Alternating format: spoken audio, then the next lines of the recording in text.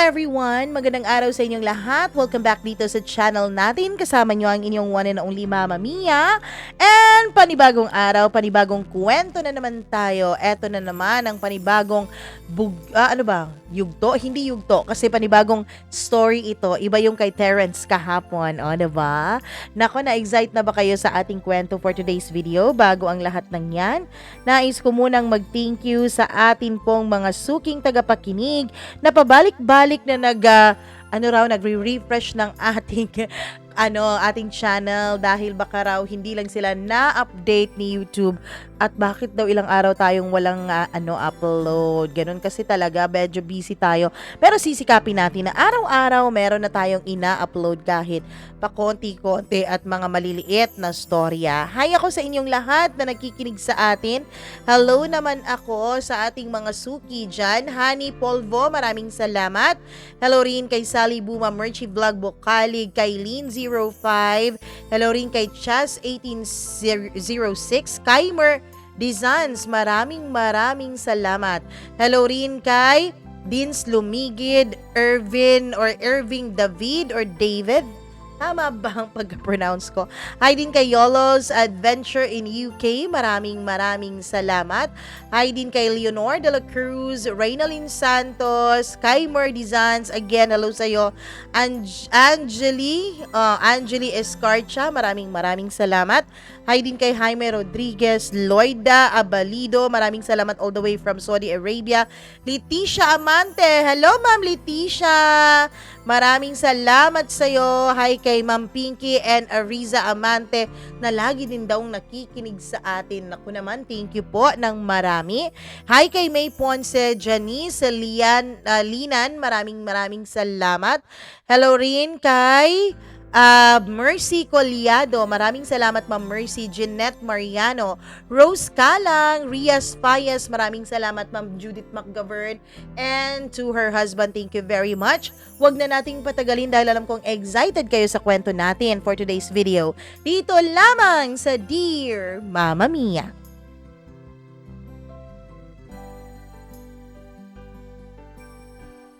Gaano nga ba kahirap sa isang tao na mapalayo sa kanyang minamahal? Kung kailangan mo ng aruga, pagmamahal at atensyon, wala siyang maibigay dahil nasa malayo siya. Bakit nga ba may mga pagmamahalan na dumadaan sa ganitong uri ng mga pagsubok? Dear Mama Mia, hello sa inyong lahat. Nais ko munang sabihin that I'm using my dummy account. Pero gusto ko pa rin pangalagaan ang privacy ko, so kaya hindi ko po sinali sa sulat na ito ang mga social media accounts ko, Mama Mia. And dahil po sariling phone number ko po ang ginamit ko sa paggawa ng Gmail na ito, ay nais kong mag-disclaimer muna na kung sakali mang nakikita mo ang number ko, Mama Mia, sana po wag na lang nating sabihin sa iba. Ang sulat na ito ay ginawa ko para sa lalaking mahal na mahal ko. Hello mahal, it's been 6 years since I decided na umalis sa buhay mo. I don't have any idea kung anong nangyayari sa buhay mo ngayon. How are you? Ano nga ba ang naramdaman mo nung gabing sinabi mo sa akin na, mahal, I'm going home na? But who would have thought that after that is our true goodbye? Mama Mia, itago niyo na lamang ako sa pangalang Iya. Of course, not my real name.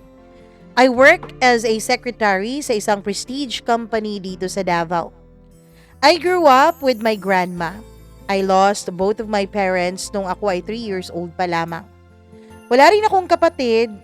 So lumaki ako sa old school na pagdidisiplina ng lolo't lola ko. Which is sa tingin ko ay advantage ko rin naman kasi marami akong natutunan at marami rin akong kinatatakutan. I graduated college at the city of General Santos and decided to work here sa Davao. Siguro merong magsasabi sa akin kapag isinasalaysay ko na itong kwento ko na lahat yata ng katangian ng lalaking nasa akin ay pinapangarap ng ibang babae. Oo, Mama Mia, maging ako ay masasabi kong nasa akin ang lalaking pinangarap ko. Ang lalaking paninindigan ako kahit ano paman ang pwedeng mangyari. Itago natin siya sa pangalang Art. He is my refuge. Third year college kami nung nagsimula kaming makipag-commit sa isa't isa. Third year college nung sinagot ko po siya. We never experienced breakup since we were college. Mahal na mahal niya ako. Even my family ay mahal niya. And ang pinakamaganda dyan, Mama Mia, both our family were really close to each other. So, hindi po issue sa amin ang mga magulang, hindi issue sa amin na bawal sa isa't isa at hindi boto yung pamilya ng isa. Masasabi mong masayang-masaya ang relasyon namin. In fact, Mama Mia, nakapag-travel na kami kasama ang mga pamilya namin sa Singapore year 2008 pa. We celebrated Christmas, New Year's, birthdays, and even death anniversary na magkakasama ang aming mga pamilya. Ganun kami ka-close sa isa't isa. Art loves me so much.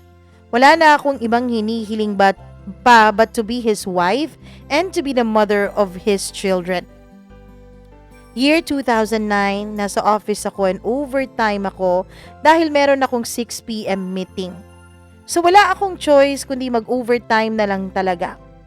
4 p.m. pa lang sana ay out na ako, Mama Mia. Birthday ko that time at masayang-masaya ako. Dahil sa kalagitnaan ng meeting namin sa office, yung boss ko ay sabing may handa raw siya. O 'di ba? Sino ba ang hindi maswerte diyan na pati boss mo ay nakikihanda para sa birthday mo? Marami akong natanggap na mga gifts mula sa mga kasamahan ko, pati na rin sa boss ko. At masayang-masaya ako nun, Mama Mia, dahil pakiramdam ko lahat nagsasaya sa araw ng kapanganakan ko. Pero nagduda talaga ako kasi si Art ay hindi pa nagme-message sa akin. Kahit happy birthday man lamang, kahit chat man lamang na happy birthday ay wala talaga mula sa kanya. Hindi ko alam kung nakalimutan niya, pero hindi po ako nalungkot dahil alam ko, sigurado ako, mahal na mahal ako ni Art kaya naman meron itong pa-surprise sa akin kaya hindi pa siya bumabati. At hindi nga ako nagkamali. I arrived late 9 p.m. na. At napakaliwanag ng bahay namin. Eto ba ang surprise? Hindi yata yun pa surprise Kasi napakaliwanag, 'di ba? Tumawa na lang ako at bumuntong hininga bago ako pumasok sa loob ng bahay. And there I saw my office mates na una nang nakapag-out sa akin dahil hindi naman sila kasali dun sa meeting. Nandun din ang mga close friends ni Art. Nandun din ang pamilya ni Art at ang pamilya ko. Nandun din ang best friend kong si Shia. Pero hindi ko nakita si Art nung time na yon. Wala akong kabang nararamdaman dahil alam kong anumang segundo ay bigla na lamang itong susulpot. At dito lang ito sa gilid-gilid at nag-aantay na bumati sa akin ng happy birthday. Nagsimula nang bumati sa akin ng lahat hanggang sa pinagdasalan na ang pagkain nung time na yon. Matapos ang dasal, ay kumanta na silang lahat ng happy birthday sa akin at nag-blow na ako ng birthday candle ko. Hanggang sa kumain na ang lahat pero wala pa ring Art na nagpakita. So nag-assume na lang ako na meron pa itong dinaanan o kung ano pa. Hanggang sa lumapit sa akin ang mama ni Art at sinabi na pupunta raw si Art, papunta na nga ito at meron lang inasikaso sa ospital. By the way, si Art po ay nasa medical field, Mama Mia. Wala naman akong naramdamang hindi maganda. Hindi ako nagtampo na hindi siya bumati sa akin kasi I know na plinano niya ang lahat ng ito. Plinano niya ang party na ito, Mama Mia. Kaya lang sigurong talagang nagkaroon lang siya ng emergency. 1 hour ang lumipas ay wala pa ring Art na dumating. Si tita o yung mami niya ay tinatawagan na siya pero hindi raw sumasagot si Art. Doon na ako nag-umpisang magpanik, Mama Mia. Dahil hindi naman ganun si Art. Hindi naman ang kagaya niya ang hindi sumasagot ng tawag ng mga magulang. And everyone in the house ay nagpapanik na rin. Kinakabahan na rin baka kung anong may nangyari kay Art. Mama Mia, sekreto akong tumawag sa kaibigan niyang si Rome. Si Rome ay kasamahan niya sa ospital na pinagtatrabahuan niya. Hello, Rome? Nandyan pa ba si Art sa opisina? Nandyan pa ba siya sa ospital ngayon? Wala na, 15 minutes ago nang makaalis siya dito. I know, coming na dyan si Art sa birthday party mo. Sorry ha, hindi ako makakapunta. May emergency kasi dito sa ER eh. Si Art nga, talagang halos lumuhod na yon dito para lang makahabol dyan sa birthday mo. Kaya antayin mo na lang. After sa tawag na yun ay medyo may relief akong naramdaman kasi I know na nagde-drive ng boyfriend ko papunta sa akin. Ilang segundo matapos maputol ang tawag na yun, Mama Mia, ay biglang may malakas na kalabog sa kanto namin. Dali-daling lumabas ang lahat. At nagpanik ako nung marinig ko ang boses ng mama ni Art na sumisigaw. Diyos ko, Art! Diyos ko, Art! Mama Mia, lahat ay nagsitakbuhan na papunta sa labas. Nakita kong may mga kumpul-kumpul na mga tao sa labas, Mama Mia. Alam kong si Art ang pinagkukumpulan nila dahil nga sumisigaw kanina yung mama niya. Dali-dali akong tumakbo papalapit sa kanya. I started crying nung marinig ko pa lang ang sigaw ng tita ko, yung mami ni Art, na umiiyak na. Nakita ko na lang na merong paparating na ambulansya. Hindi ko nakita si Art, Mama Mia. Hinanap ko kung saan siya. I ran after nag-sink in sa akin ang lahat na si Art nga ang nadisgrasya. I saw a hand na punong-puno ng dugo. Yakap-yakap ito ni tita. And then I saw Art, Mama Mia, na napakaraming dugo sa kanyang uniformeng puti. Hindi ko alam kung anong gagawin ko. May ambulansya na noon. Pero parang hindi pa rin ako nakakampante hanggat hindi madala sa ospital si Art. Lumapit ako sa kanya at iyak ako ng iyak. Mama Mia, napakasakit nun. Paano ko mawala sa akin si Art? Umiiyak ako habang nagbebeg ako sa mga rescuer na bilisan na nila ang pagpunta sa ospital.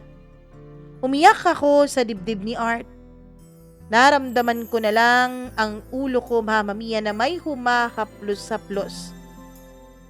Hindi ako tumingala dahil ang buong akala ko ay ang mami yun ni Art, Mama Mia. Pero bigla akong naramdaman na parang kamay na ni Art ang humahaplos sa akin. Tinignan ko ang mukha niya at nagkakamalay na siya. Kaya mas lalo akong napaiyak at mas lalo akong nagpanik. Kung pwede pa lang ako nang bumuhat sa kanya at ilagay siya sa ambulansya ay ginawa ko na. Eto mga rescuers na to, ang tagal-tagal kumilos. Until someone shouted, Art, stand! Tapos bumangon si Art. Ako naman ay gulat na gulat sa mga nangyayari. Hi mahal, I'm sorry kung ito ang way ko of showing that I had the prettiest girl in the world. Mahal, walang tragic sa love story natin. So I found our love story very unique.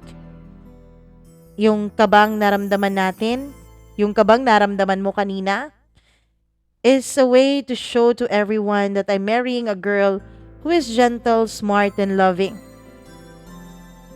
Mama Mia, nakatanga pa rin ako habang binabanggit niya ang buong pangalan ko. Can you be the half of me for the rest of my life? Hindi pa ako nakasagot pero kumuha siya ng isang maliit na box mula sa kanyang bulsa. And then everyone started clapping. Si tita, tinignan ko siya na kanina ay acting na acting pa talaga. Aakalain mong para siyang nasa teleserye kung makaiyak siya kanina na kunwari ay nadedisgrasya o nadisgrasya si Art. Nakita kong nakangiti siya. Etong si Art ay nakakainis. Pero kahit na nakakainis siya, ay kinilig naman ako sa ginawa niya. Kaya wala na akong paligoy-ligoy pa. I said yes to his proposal. So yun ang istorya kung paano ako na-engage sa lalaking pinakamamahal ko. Finally, engaged na ako sa kanya. And sa usapan namin ay 2 years from that engagement, I'm gonna be his wife and the mother of his 3 children. 1 taon matapos ang proposal na yon, both of my grandparents died. Yung tito at tita ko, Mama Mia, ay nandun po sa labas ng bansa, kaya umuwi sila para sa burol ng mga lolo't lola ko. Masaya naman ako, Mama Mia. Masaya ako na kahit nawala na sa mundong ito ang mga lolo't lola ko, alam kong nasa payapa na silang lugar at alam kong tinatanggap sila ng Diyos dun sa langit. After 2 weeks ng burol ay inilibing na ang lolo't lola ko. Oh, Mama Mia, siguro sobrang pagmamahala ng lolo't lola ko at sabay pa talaga silang nawala sa mundong ito. Nung nailibing na sila ay dun ko pa naramdaman ng sobrang lungkot. Hindi ko na naririnig ang tawanan nilang dalawa. Ang dating TV'ng hindi mapatay-patay, ngayon ay hindi na mabuksan-buksan. Dati kasi, nung buhay pa ang lolo't lola ko, halos 24 hours na naka-on ang TV sa bahay. Kasi yun lang po ang libangan nilang dalawa ng lolo ko. Pareho silang mahilig manood ng mga teleserye tungkol sa buhay-buhay at pinag-aawayan pa nila kung ano ang mga susunod na mangyayari. Pero ngayong wala na sila, napakatahimik na ng bahay namin. Mag-isa na lang ako dahil yung mga tita-tito ko, syempre ay bumalik na rin sa mga buhay nila sa ibang bansa. Kaya napakatahimik talaga ng bahay. Boring kumbaga. Buti na lang at nandun ang pamilya ni Art. Buti na lang at nandito si Art. I can say na napakaswerte ko naman talaga having them in my life. Until one day, ako kasama ang pamilya ni Art ay nag-dinner sa labas. Everyone is there. Medyo nanibago ako, Mama Mia, dahil puro mga relatives lang ni Art ang nandoon. Lolo't lola ko lang kasi ang kasama namin kapag may mga okasyong ganoon. Kapag magkakasama ang pamilya ko at pamilya ni Art, lolo't lola ko lang ang representative ko. Kasi ang mga tito-tita ko ay nagsettle naman na sa ibang bansa. Habang nagdi-dinner kami with Art's family, Mama Mia, ay naramdaman ko na napakalungkot na pala ng buhay ko. Wala na akong representative sa table na yon, kundi ako na lang. Pagkatapos naming mag-dinner ay hinatid ako ni Art sa bahay. We talked at napansin ko na parang seryosong-seryoso ang mukha niya. Mahal, galit ka ba sa akin? Kung may nagawa akong mali, sabihin mo lang ha. Kinakabahan ako ng mga panahon na yon dahil hindi naman ako sanay na gano'n ang aura ni Art. Mama Mia, si Art naman talaga ay yung tipo ng boyfriend na napaka-sweet at napakalambing. Pero nung gabing yun ay napakaseryoso niya, na para bang anong oras ay meron siyang bibitawang bomba. Mahal, para sa atin to ha. Sabi niya. Anong para sa atin, mahal? Mahal, nagpa-process na ako ng mga papeles ko going Canada. I want to surprise you. Kasi matagal ko nang sinabi sa'yo, 'di ba? Na balak ko na sa ibang bansa tayo manirahan. Pero, hindi ko lang sinabi sa'yo na nagpa-process na ako ng mga papeles ko. Dahil gusto ko na kapag sinabi ko sa'yo, yung tuloy na talaga. I know, mahal, na mali. na itinago ko sa'yo. I know na mali na hindi ko sinabi sa'yo na nagpa-process na ako ng mga papeles ko. Ayoko kasi na mag-back out habang nagpa-process ako ng mga papeles.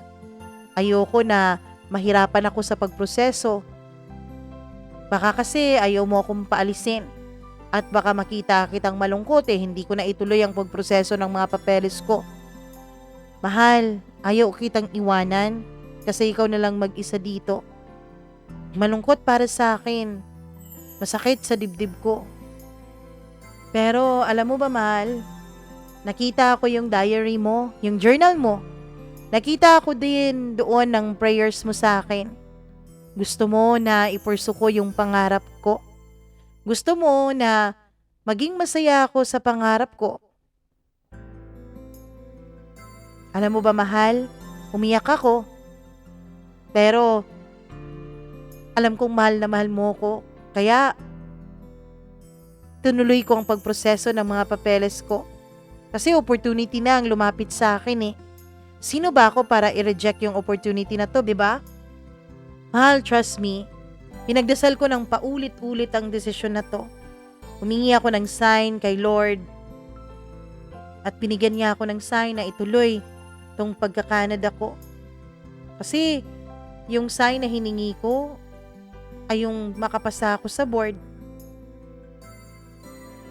Mama Mia, matapos niyang sabihin sa akin yon, ay bigla akong tumili.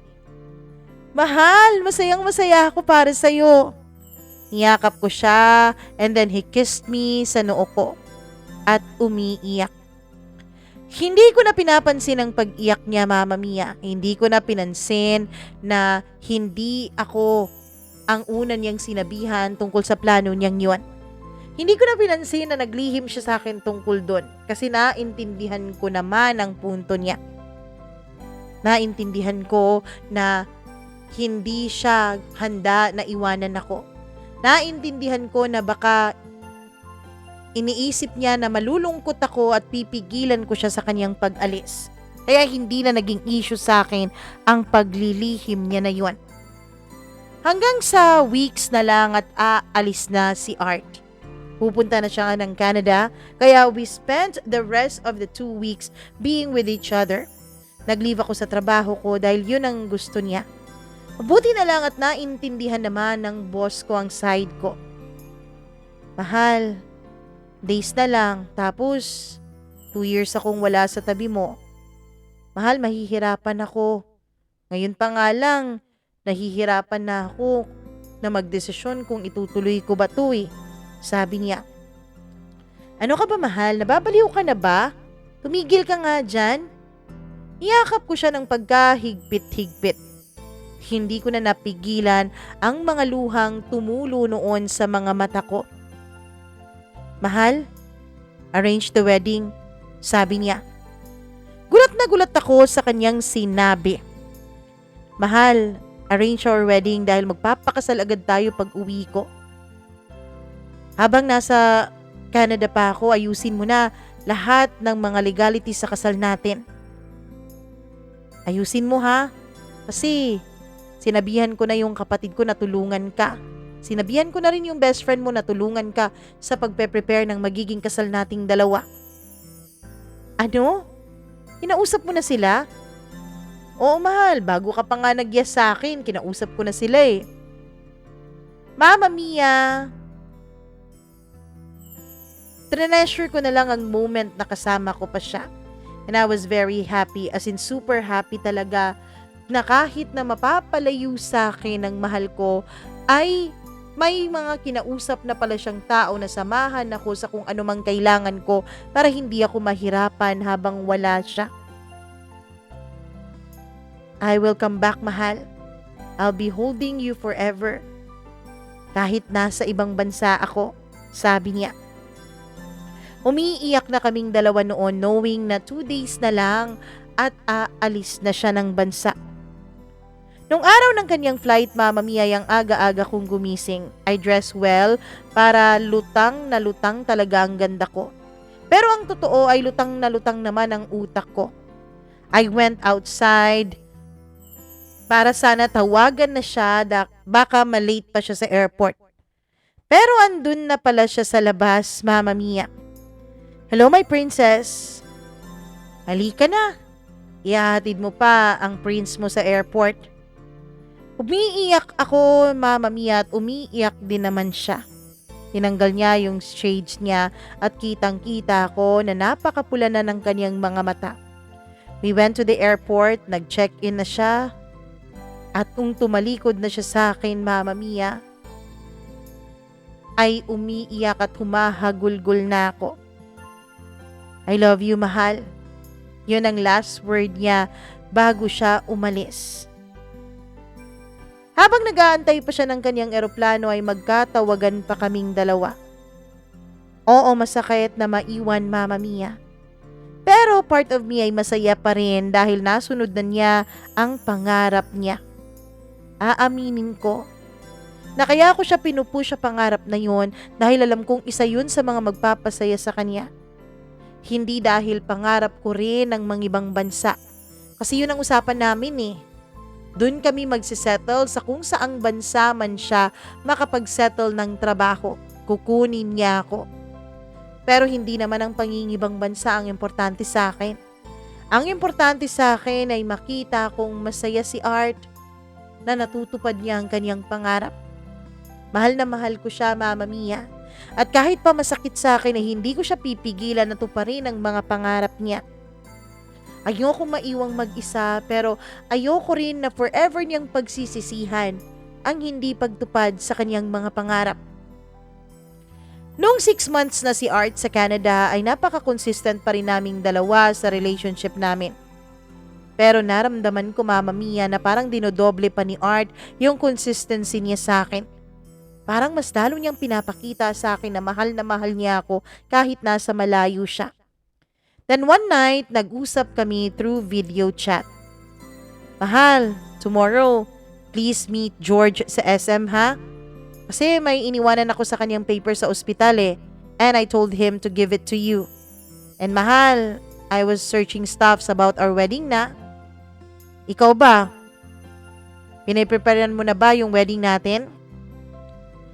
Okay, mahal. I will call George and me and Shia are starting to elaborate all plans, mahal, para sa kasal natin. Kaya wag ka nang mag-worry dyan, okay? Ako nang bahala dyan. Ramdam na ramdam namin ang excitement noon kahit medyo malayo pa naman ang araw na pinag-usapan namin.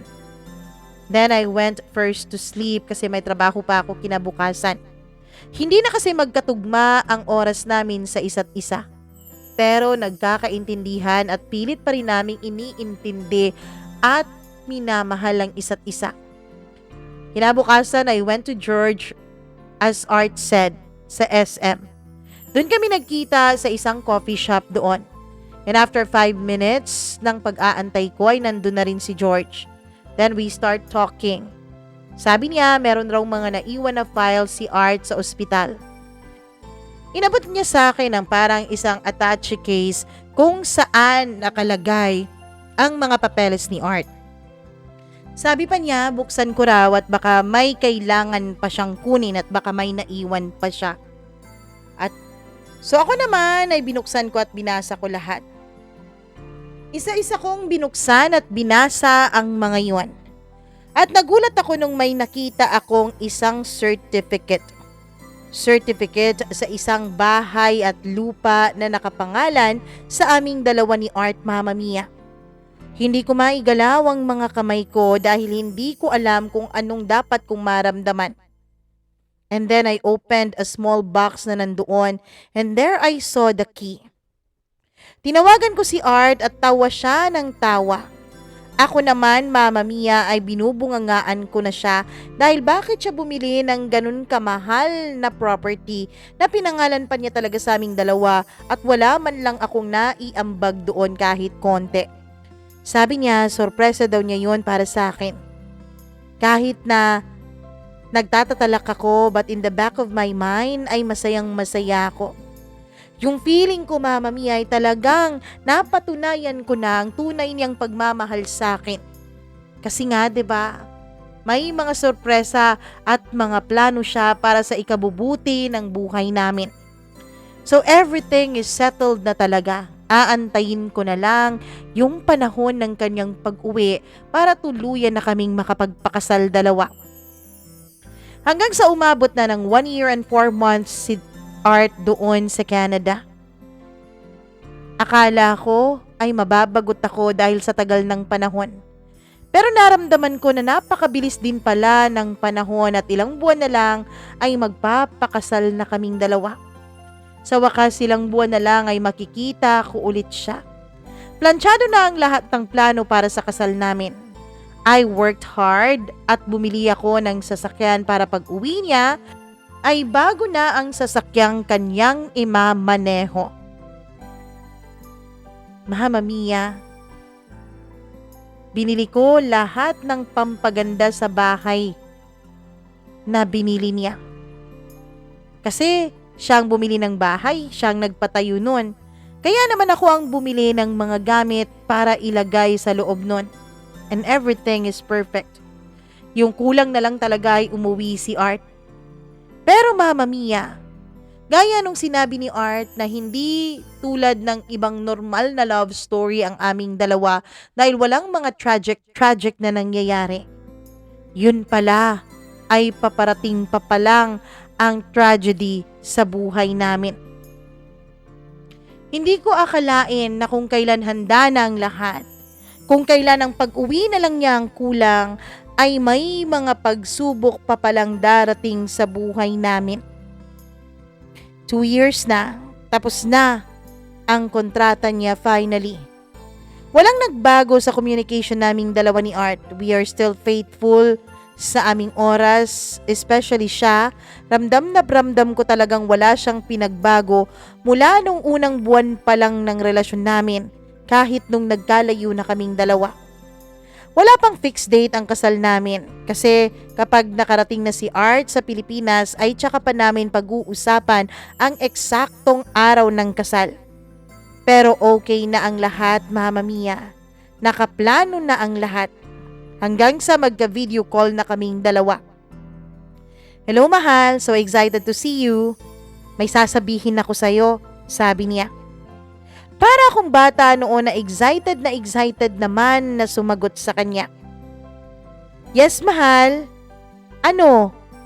Alam mo ba, mahal? Si Shia, she's 3 months pregnant na with Philip.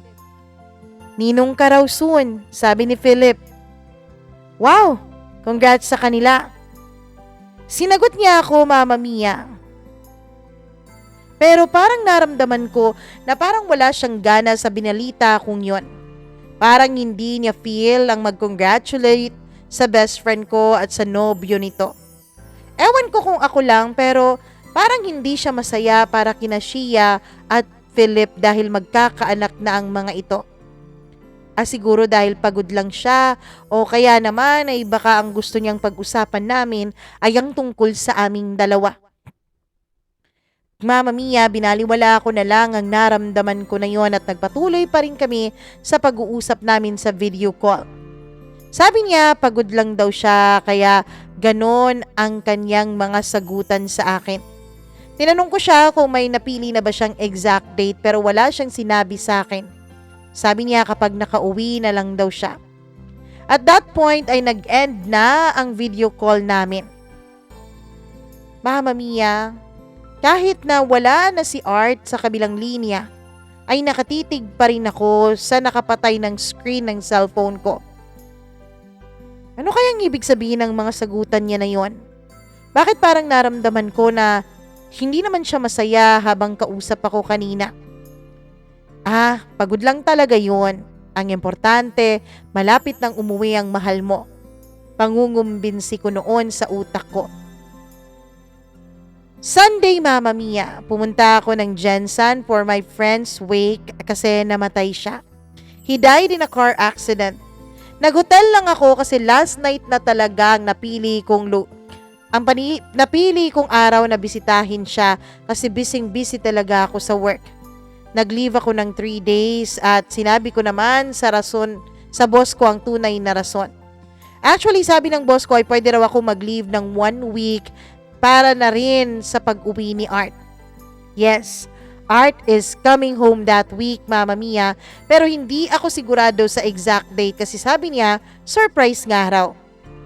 Well, alam ko naman na napakahilig talaga mag-surprise nitong boyfriend ko kaya hinayaan ko na lang siya. Pero alam niyang mag-stay ako ng 2 days sa Jensen. Sunday and Monday dahil in-inform ko siya dahil nga baka makauwi siya sa araw na yun at magtaka siya kung bakit wala ako. Pagdating ko sa Jensen ay dumiretso agad ako kina Jason. Nag-assist kami doon ng mga kaibigan ko. Oo, Mama Mia, tumulong kami sa pamilya niya. Nandun din ang iba naming mga college friends at close na close pa rin kami at wala pa rin nagbago kahit hindi kami laging magkakasama kasi busy na sa bawat grind ng isa't isa. Siyempre si Jason ang main topic ng usapan namin pati na rin yung mga experiences namin nakasama siya. Hindi ko na malaya ng oras, low bat ang cellphone ko at hindi ko pala na-charge yon mula nung sa Davao pa ako. Yung charger ko ay naiwan ko rin sa hotel. 10 PM na ako nakauwi sa hotel at dali-dali akong nag-charge kasi nga baka tumatawag na sa akin si Art. Pag open ko ng phone ko ay dumiretso ako sa messenger to check. Nagulat na lang ako, Mama Mia, dahil mula umaga pala ay ni isang chat ay walang sinend sa akin si Art. Ang totoo niyan, Mama Mia, mula nung umaga pa ay tinatawagan ko siya kaya lang hindi siya makontak. Inisip ko na lang na baka maya-maya pa siya makakakontak sa akin, kaya lang wala. Hindi pa rin siya kumukontak nung mga panahon na yon. 10 PM, maaga yun sa kanila. Wala pa ring reply, Mama Mia. Inantay ko siya hanggang sa mag 2 AM. Marami na akong naisend na chat sa kanya. Siguro busy pa rin siya. Nakatulugan ko na lang ang paghihintay hanggang sa siguro mga 3:30 AM nag-open ako ng account ko. Sa wakas ay nag-reply na siya. 30 minutes ago bago siya mag-offline. Mahal, sorry may nilakad lang akong importante. Message kita mamaya pagising mo. I love you. Yun lang ang reply niya sa akin sa dinami-dami ng mensaheng pinadala ko sa kanya. Maybe pagod lang talaga siya sa araw na yon. I replied a long, sweet message for him. Usual ko na yung ginagawa para sa kanya. Pero nagantay pa rin ako, nagbabaka sakali baka mag-online siya ulit. Nagsuscroll-scroll ako hoping na makapag-reply siya pero wala pa rin. 5 AM na lang ay wala pa rin. Tumunog na lang ang alarm ko ng 7 AM para magising ako para makisabay dun sa paghahatid kay Jason sa kanyang huling hantungan. After ng libing ay dumiretso na kami ng mga college friends ko sa Greenleaf Hotel kung saan din ako nakastay to have some coffee. And there I saw a girl on the next table na very familiar sa akin. Tinitigan ko siya, Mama Mia. Hindi man ako masyadong nakakakita at hindi ko man siya masyadong maaninag dahil napaka-crowded ng lugar at medyo malayo rin ang pagitan ng table namin. Pero alam kong familiar siya. Kaya titig na titig ako sa kanya. Parang may inaantay siya. Kasi may nakalagay na reserve doon sa table na kinauupuan niya. So nag-coffee na lang kami ng mga kaklase ko at nag-uusap at chinecheck ko paminsan-minsan ang cellphone ko dahil baka nag-message sa akin si Art pero wala pa rin. Busy siguro talaga siya sa pag-aasikaso ng kanyang pag-uwi. Nag-ring ang phone ko at medyo umalis muna ako sa grupo ng mga kaklase ko, Mama Mia, para sagutin yung tawag na yon. Malapit ako sa door exit ng shop kung saan malapit din doon ang table ng isang babaeng very familiar sa akin. Si Tita ang tumatawag. Ay, okay ka lang ba dyan? Mag-ingat ka pag uwi mo bukas ha. Nag-check lang ako to remind you. Kasi kaninang umaga nakita akong online ka 3:00 ng madaling araw. At alam ko maaga din ang balik mo bukas dito sa Davao. Yes, Tita, nagko-coffee lang kami ngayon ng mga friends ko. Dito lang din sa tabi ng hotel kung saan ako naka-check-in para mabilis lang din akong makauwi. Okay, mabuti yan. Ikaw nang bahala. Mag-reply kay Art ha? Kasi hindi ako nakapag-reply sa kanya bago ako tumawag sa'yo kasi nag-brown out dito sa Davao. Ang tumatawag sa akin ay si tita na mami ni Art. Laptop ang ginagamit ni tita in terms of chat, Mama Mia. Hindi siya nag-e-install ng kung ano-ano sa cellphone niya, even Facebook, dahil sabi niya, baka raw mag-hang ito, kailangan niyang pang text at tawag para sa kaniyang trabaho. Bago ako bumalik dun sa table na kinauupuan ng mga friends ko, ay chinek ko muna ang chat box ko kung may message ba sa akin si Art. Pero hindi naman naka-highlight ang pangalan niya, so hindi pa niya na-see ang mensahe ko. Naisip ko, Mama Mia, bakit hindi ako chinachat ni Art? Ang sabi ni tita, hindi siya nakapag-reply sa chat ni Art kanina. So ibig sabihin magka-chat silang dalawa. Okay. Baka may pinaplano rin silang surprise sa akin. Sanay naman ako dun sa fiancé ko na ganun talaga, mahilig mang sorpresa. So I went back to our table. Habang naglalakad ako noon, Mama Mia, ay tinignan ko ulit yung table na kinauupuan ni familiar girl. At hindi ko na malayan na nakatayo na pala siya at nagka-eye to eye na kaming dalawa. Tumitig din siya sa akin. At nung napansin kong nakatitig siya sa akin ay itiningin ko sa ibang direksyon ng aking mga mata at syempre nagkukunwari akong hindi siya tinititigan at chinecheck kanina pa. Nakakahiya naman kasi. Baka isipin niya siya ang pinag-uusapan namin ng mga kaibigan ko. Kasi tingin ako ng tingin sa kanya. Nung nakabalik na ako sa table ay nagkukunwari akong nakipag-usap ulit sa mga friends ko. Pero biglang dumating yung mga inaantay ni Ate Familiar Girl. Parang may mga regalo ang mga ito sa kanya. "Welcome home, Kyum! Welcome back!" sabi ng mga ito sa kanya. Naisip ko, baka balikbayan si ate mo, girl. Naisip ko bigla si Art at ang kanyang pag-uwi. Pero hindi ko na lang masyadong binigyan ng pansin kasi nakakahiya naman sa mga kaibigan ko kung wala ang atensyon ko sa mga pinag-uusapan namin. Noong tapos na kami sa aming pag-uusap ay bumalik na ako sa kwarto ko at nag-empake na ako ng mga gamit ko. Kasi 10 a.m. kinabukasan ng alis ko pabalik ng Davao. Mama Mia, hapon na ang naging dating ko. Dumiretso ako kina Art for dinner. Nakatulog na lang ako nung gabing yon pero wala pa rin kaming proper communication ni Art simula nung nandun ako sa Jensen. Pero okay lang, iintindihin ko siya. Kasi pauwi na siya at baka na busy lang talaga. Pagkatapos ay umuwi ako sa bahay ng lolo't lola ko.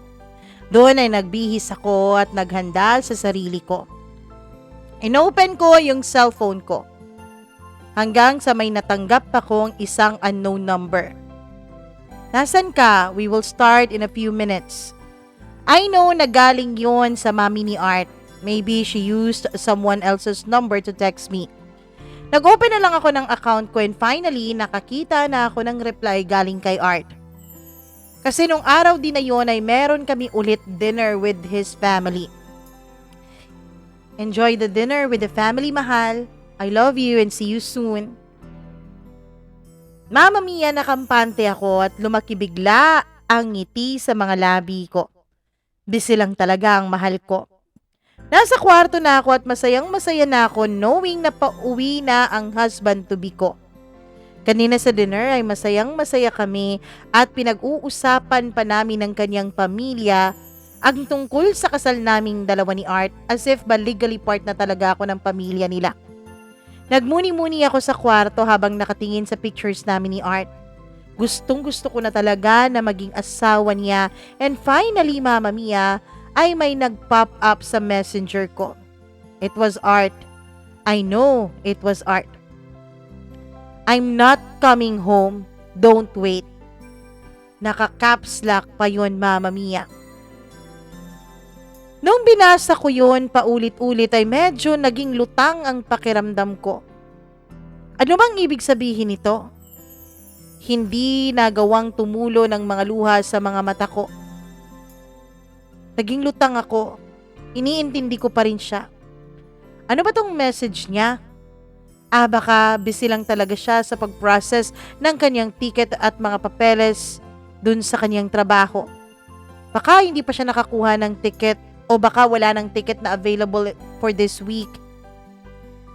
Nagantay ako na baka sabihin niyang bad trip lang siya kaya niya nasabi sa akin yon. Baka pagod lang talaga siya sa araw niya. 30 minutes to 1 hour siguro akong nag-iisip kung ano ang mga ibig sabihin nung sinabi niyang hindi na siya babalik at wag na akong mag-antay. Pagod lang siya, Iya. Intindihin mo na lang. Paulit-ulit kong sabi ng utak ko. Mahal, pagod ka no? Sabihin mo na lang sa akin ang tungkol sa papers at tickets mo ha.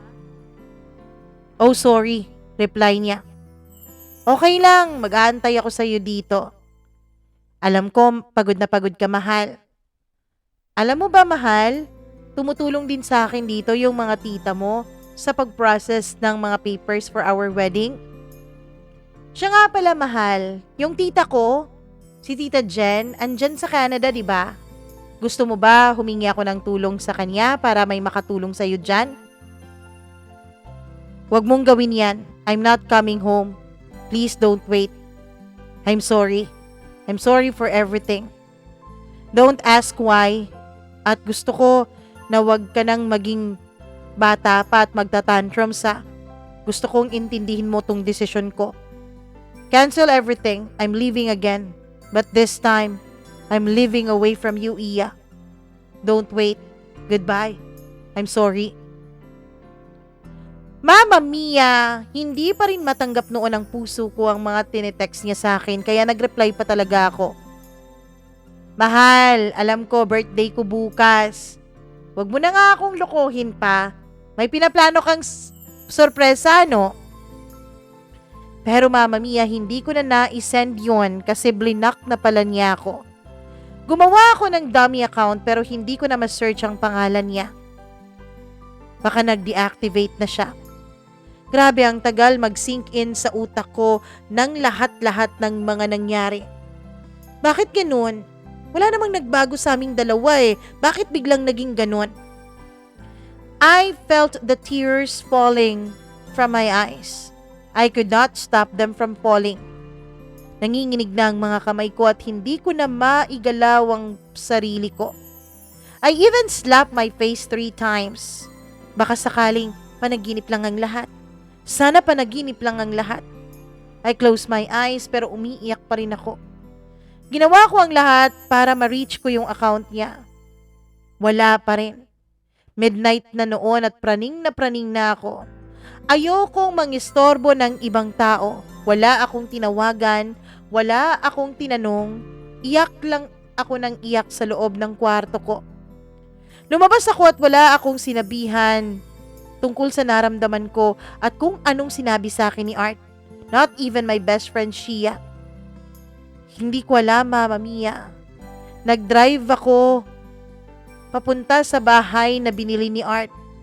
Nasa labas lang ako ng bahay na yon at tingin lang ako sa napakagandang bahay na yon. Akala ko, pagkatapos ng 2 taon ay papupuno na ang bahay na yon ng mga tawanan at ngiti. Akala ko, doon na kami titira at gagawa ng sarili naming pamilya. Patuloy na umaagos ang mga luha sa mga mata ko. Mainit na ang mukha ko sa sobrang pag-iyak ko, Mama Mia.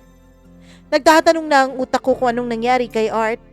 Paulit-ulit akong nagtatanong kung bakit naging ganon.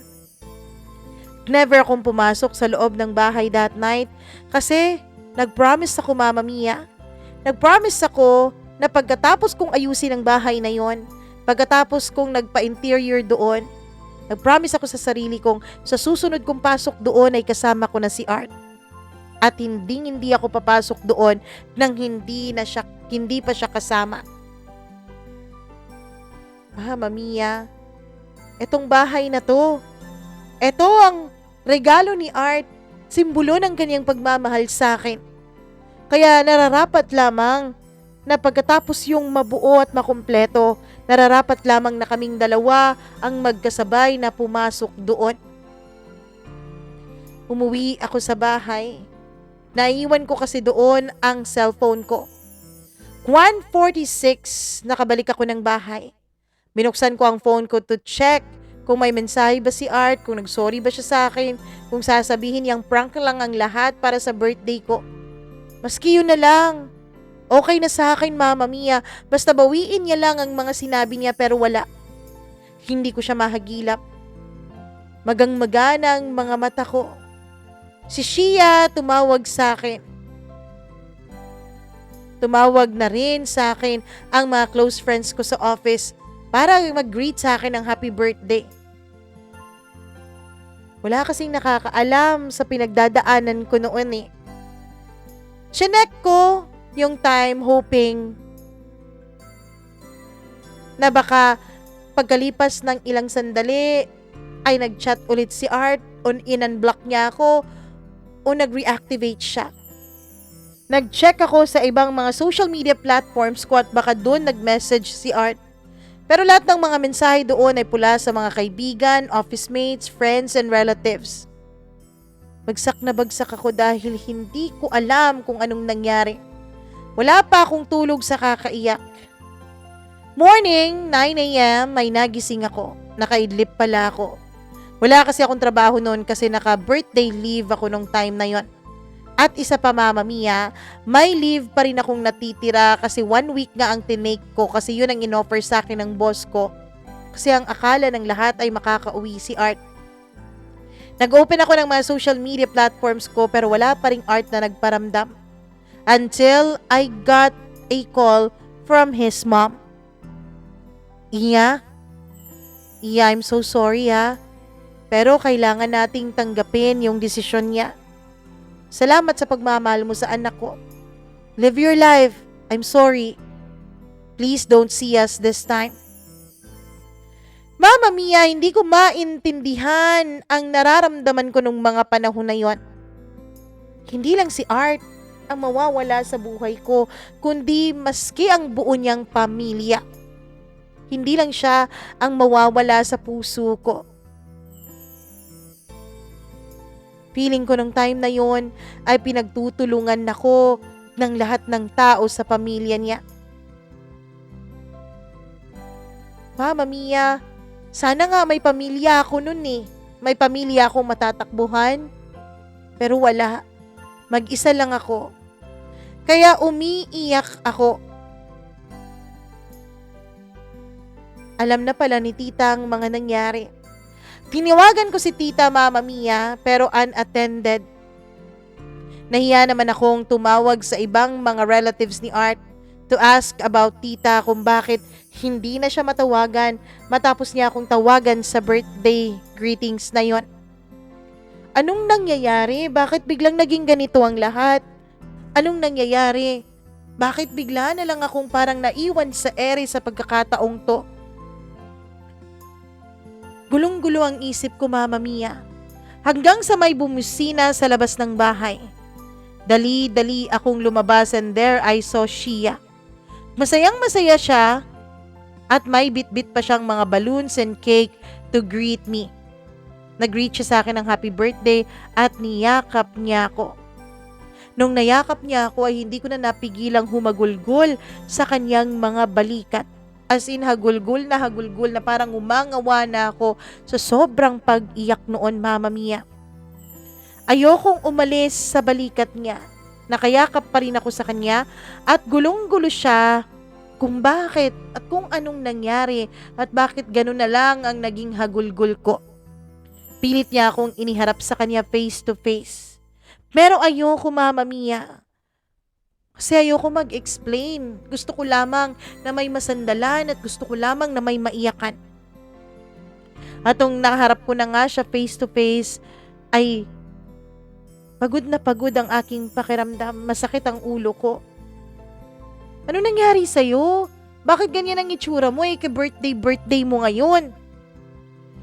Doon ay hindi ko na napigilang i-share sa kanyang lahat-lahat. Ewan ko kung may naintindihan ba si Shia habang kinakausap ko siya, Mama Mia, dahil pakiramdam ko mas malakas pa ang iyak ko kaysa sa pag-share ko sa kanya ng mga nangyari. Agad niya akong niyakap at mas lalo akong naiyak. Grabing sakit talaga ang naramdaman ko noon, Mama Mia. Namatayan ako ng mga magulang at 3 years old. Pero hindi ko matandaan kung umiyak ba ako ng ganun kagrabe. Namatayan ako ng mga grandparents ko na siyang mga tumayong mga magulang ko at nagpalaki sa akin. Pero hindi naman ako umiyak ng ganun katindi. Ngayon lang talaga ako nakaiyak ng ganito kagrabe at ganito katindi. Sobrang sakit ang naramdaman ko noon, Mama Mia. Hindi ko maipaliwanag ang sakit. Hindi ko alam na pwede palang makaramdam ng ganong uri ng sakit ang isang tao. Hanggang sa lumipas ang 2 araw mula nung huling chat ni Art sa akin. Nandun pa rin ako sa kwarto ko. Nagmukmok, nakalugmok. Si Shia ay pinupunta-puntahan ako sa bahay every time na may bakante siya o nakakalabas siya sa trabaho. Binibisita niya ako at kinukumusta. Until sa nag-beep ang cellphone ko. Si tita nag-text. Please, pumunta ka dito sa bahay mamayang hapon after ng trabaho mo. Hindi niya alam, Mama Mia, na hindi ako pumasok sa araw na yon. Wala siyang kaalam-alam na naka-leave pa ako, na dapat sana ay magkasama pa kami ng anak niya habang piniprepare ang mga last details tungkol sa aming kasal. Pagkatanggap ko ng mensahe ni tita, ay dali-dali kong kinuha ang car keys ko na nasa bedside table ko lang sa kwarto ko. Agad-agad kong kinuha yun at bigla kong nasagi ang storage box kung saan nakalagay lahat ng letters at mga regalo ni Art para sa akin. Nakabuyang-yang ito sa sahig. And there I saw his last letter. His letter to me during his first year in Canada. Binasa ko ulit yun. Yung last letter, Mama Mia, at yung last part sa letter niya na sinabing, "There's someone outside." Naalala ko, Mama Mia, na that time pala nung lumabas ako ng office, pagkatapos kong basahin yung sinabi niyang there's someone outside, and there I saw that someone na sinabi niya, isa palang delivery man na may dalang flowers and presents at may pa-cake pa talaga sa akin. May letters and balloons din. Pero ngayon, 2 days na mula nung birthday ko, ay iba na ang nangyari. Dati siya pang nagsasabi sa akin na there's someone. Ngayon siya na ang someone na hinahanap ko. Naghahanap na ako ng someone na makakasagot ng mga tanong sa puso ko. Makakatanggal kahit papano, kahit konti man lang sa sakit na nararamdaman ko. Pagkatapos kong umiyak sandali matapos basahin ang sulat na yon, Mama Mia, ay dali-dali akong lumabas. Nakalimutan ko na ngang ilock ang gate sa bahay ng lolo't lola ko sa sobrang pagkapraning ko noon. Agad kong pinaharurot ang pagpapatakbo ng sasakyan ko papunta sa kanila. Hindi ko na nga inantay na mag-hitter pa ang sasakyan ko. Dati kasi ay inaalagaan ko talaga yung sasakyan na yon. Pinapa-heater ko pa bago ko pinapatakbo. Noong araw na yon ay wala nang pa-heater pa. Agad ko yung pinaharurot papunta sa kanila. And finally, nung nasa place na ako, na kinukonsider kong bahay dati. Sa place na dati sa tingin ko ay napaka-cozy at napaka-homey, pero ngayon parang ang bigat-bigat na. Parang isa ng haunted house. Nagpark ako sa may gilid lang ng bahay nila. Inayos ko muna ang sarili ko. Pinahiran ko ang mga luha sa mga mata ko. Ilang beses kong pinikit ang mata ko, Mama Mia. I took a deep breath and as I opened my eyes, I saw someone na papasok sa bahay nila. Naka-open yung window niya sa kanyang sasakyan and there I saw him. Tito Lip, Art's father. Nagulat ako kung bakit nandun siya. Kung anong ginagawa niya doon. Mama Mia, Tito Lip never tried to visit their house. Simula nung nagkahiwalay na silang dalawa ni tita. Nagloko kasi si Tito kay tita at pinili niya na maghiwalay sila at pinili niyang sumama dun sa babae niya. Simula noon ay hindi na nagpapakita si Tito Lip sa bahay nila. Pero close pa rin si Tito at si Art. And close pa rin ako noon kay Tito. He used to call me my prettiest daughter-in-law. Parang nagmana nga si Art ng kaswitan sa papa niya eh. Nagulat ako at kinakabahan ako. Ano bang ibig sabihin nito? Bakit nandito si Tito? Niayaw na nga dati ni tita na makita pang pagmumukha ni Tito, pero bakit ngayon andito si Tito sa bahay nila? Lumabas ako ng sasakyan ko at nung makita ako ni Tito Lip, ay pumunta siya sa may entrance at agad niya akong sinalubong ng yakap. Iyak ako ng iyak sa kanyang balikat. Yung mga luhang kapapahid ko lang kanina ay eto na naman at nag-uunahan na naman sa pagtulo. Siguro alam ni Tito ang tungkol sa mga nangyayari sa aming dalawa ng anak niya. Yeah, knock-knock. Knock-knock meaning anak. Sorry talaga anak ha. Sorry kung hindi ako tumayo bilang mabuting ama ni Art. Patawarin mo ako sa lahat, Iya. Kung siguro naging maayos pa ako bilang ama niya, hindi siguro magkakaganito si Art. Wala akong kaimik-imik na pinapakinggan lamang ang kaniyang mga sinabi. I let the pain fall. Umiyak lang ako ng umiyak habang nagsasalita siya. Iya, halika, sumunod ka sa akin. Sumunod ako kay Tito at pumasok kami sa bahay. Walang katao-tao doon. Kami lang ang nandoon at si Manang Lourdes na kanilang kasambahay. Wala si tita. Iya, antayin mo ang tita mo ha. Susunduin ko lang sila. Lutang na lutang ako nung mga panahon na yon at tango lamang ako ng tango at hindi ko na tinanong Mama Mia kung ano bang nangyari at bakit biglang nagpakita itong si Tito dito sa bahay na matagal na niyang hindi pinupuntahan.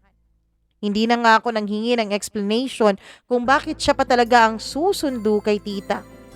Umalis si Tito at ako lang ang naiwang mag-isa sa sala.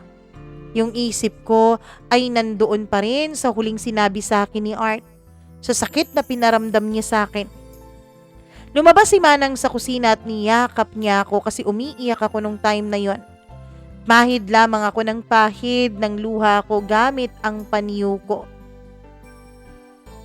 Yumakap ako pabalik kay Manang kasi nung mga panahon na yun ay parang kailangan ko talaga ng masasandalan Mama Mia. At naaalala ko rin ang lola ko kay Manang kaya niyakap ko siya. Umalis din naman si Manang sa pagkakayakap ko kasi hindi naman ako nagsasalita. 30 minutes, Mama Mia, ay bumalik ako sa labas at pinuntahan ko ang sasakyan ko dahil naiwan ko doon ang cellphone ko.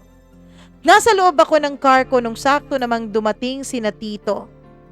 Unang lumabas sa sasakyan si tita at pansin kong parang pagod na pagod siya. Doon ako kinabahan. Bakit ganoon ang aura ng mga magulang ni Art? Anong nangyayari? I never saw tita's face na ganun kalungkot at ganun kapagod. Maliban na lamang kapag nagkakasakit si Art. Inisip ko Mama Mia, ano kayang nangyari kay Art? Lalabas na sana ako and there I saw a girl. Isang babaeng pamilyar na pamilyar sa akin. Isang babaeng hindi ko makakalimutan, Mama Mia. Isang babaeng nakita at natitigan ko na nung nagpunta ako ng Jensen.